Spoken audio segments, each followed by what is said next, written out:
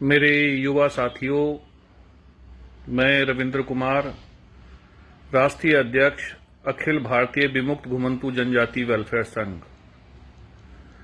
जैसा कि मुझे हमारे राष्ट्रीय महासचिव श्री बालक राम जी के माध्यम से पता लगा है कि एसटी के आरक्षण के लिए विमुक्त घुमंतू जनजातियों के कुछ बच्चों ने महाराष्ट्र में आत्महत्या कर ली है, जो कि बहुत दुखद है। और हम सभी बहुत समय से अपने इस मौलिक अधिकार, अपनी मौलिक पहचान, जो कि अनुसूचित जनजाति की लड़ाई लड़ रहे हैं। मेरा अपने युवा साथियों से, बच्चों से ये आग्रह है कि आत्महत्या की तरफ सोचना भी पाप है, क्योंकि हमारे पूर्वजों ने इस देश की आजादी के लिए अपना सब कुछ बलिदान कर दिया और हमारी युवा पीढ़ी इतनी कमजोर हो गई है कि मतलब वो लड़ाई लड़ने की वजह मरना आसान समझ रही है। ये बहुत ही दुखद है और मैं सभी बच्चों से एक ही प्रार्थना करूंगा कि आप लोग ऐसा कोई कदम ना उठाएं। दिल्ली से, पंजाब से, हरियाणा से, इवन देश के हर राज्य से विमुक्त घुमंतू जनजातियों की आवाज हम लोग उठा रहे हैं। और ये जैसे ही मैसेज मुझे मिला, मैं क्या कहूं कि मेरी आत्मा रो रही है कि बच्चे इस तरह कदम उठा रहे हैं और अपने माँ बाप की तरफ भी नहीं सोचते। और आरक्षण की लड़ाई तो हम लड़ेंगे ही, लेकिन बेटा मरने के बाद कोई लड़ाई नहीं लड़ी जाती। मैं अपने सभी युवा साथियों से यही कहना चाहूंगा, बेटा लड़ाई में साथ आओ, एकजुट हो जाओ, क्योंकि मिशन बहुत बड़ा है और हमें युवाओं की जरूरत है।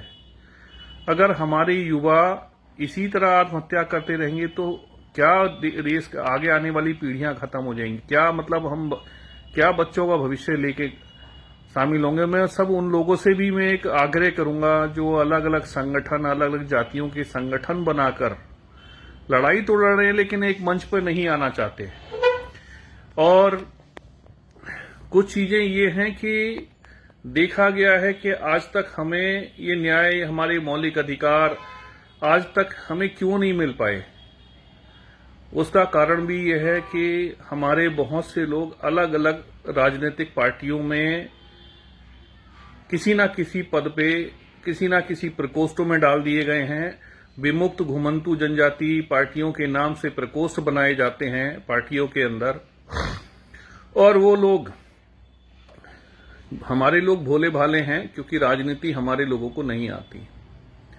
हमारे कुछ लोगों को चेयरमैन जरूर बना दिया जाता है बोर्डों का, लेकिन उन बोर्ड के चेयरमैन से होता क्या है? क्योंकि आप भी देख रहे हो कि कितने बोर्ड बन चुके विकास के नाम पे, और ना उसमें बजट है, ना कुछ है, ना कोई पावर है। सिर्फ एक आदमी को चेयरमैन बना देते हैं, कुछ लोगों को सदस्य बना देते हैं। उससे क्या समाज का भला हो जाएगा?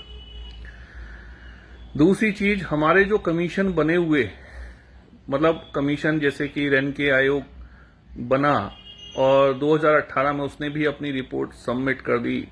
कांग्रेस सरकार थी, उसने भी हमारे लोगों की बात नहीं सुनी। कहीं ना कहीं कमजोरी हम लोगों की है, क्योंकि हम लोगों ने जंतर मंतर या रामलीला मैदान में धरना नहीं दिया, हम लोगों ने एकता का परिचय नहीं दिया। जो लोग पार्टियों से जुड़े हुए हैं उनकी मजबूरियां हैं, वो अपनी पार्टी का विरोध नहीं कर सकते।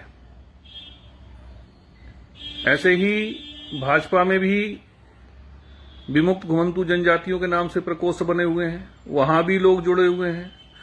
वो लोग क्या कर रहे हैं? ठीक है, राजनीति, वो लोग इतने भोले भाले हैं, ठीक है, राजनीति में जब तक हम लोग नहीं आएंगे, ये भी एक कड़वी सच्चाई है कि जब तक हम राजनीति का हिस्सा नहीं बनेंगे, हम पॉलिसी मेकिंग में नहीं जाएंगे, तब तक हमारा मिशन पूरा नहीं होने वाला।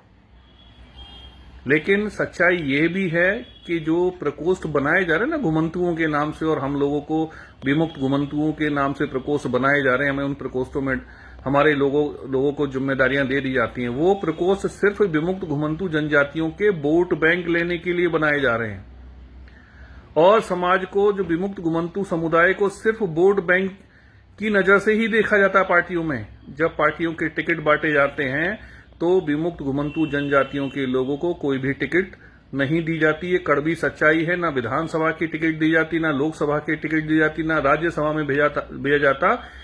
इसका कारण यही है कि लोग जो हैं सिर्फ अपनी अपनी पार्टियों को महत्व देके अपने समाज को अपनी पार्टियों की ओर ढकेलते हैं और वोट बैंक बनाकर कहीं ना कहीं उनको कुछ मिलता तो नहीं है, लेकिन उनको लगता है हम नेता बन गए। मैं सभी लोगों से एक चीज बोलना चाहूंगा, समाज पहले तो एकजुट हो जाए और मेरा एक ही संदेश है, जाति तोड़ो और डीएनटी जोड़ो।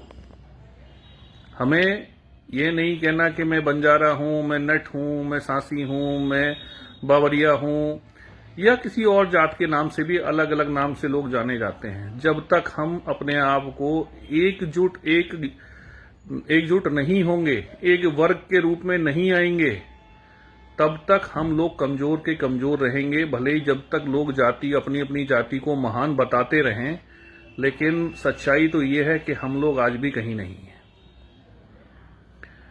साथियों, ये बहुत ही दुखद विषय है कि आज भी हम लोग जो है ना अपनी भागीदारी के लिए जो है हम जो है इस तरीके से लड़ाई लड़े, और हमारी लड़ाई आज तक हम लोग जो है ना एसटी का जो है ना हम लोग अनुसूचित जनजाति के लोग होते हुए भी अनुसूचित जनजाति का दर्जा नहीं हम लोगों को मिल पाया है। तो मेरी बच्चों से, खासकर युवाओं से ये अपील है कि आत्महत्या जैसा पाप ना करें, उधर सोचे भी ना।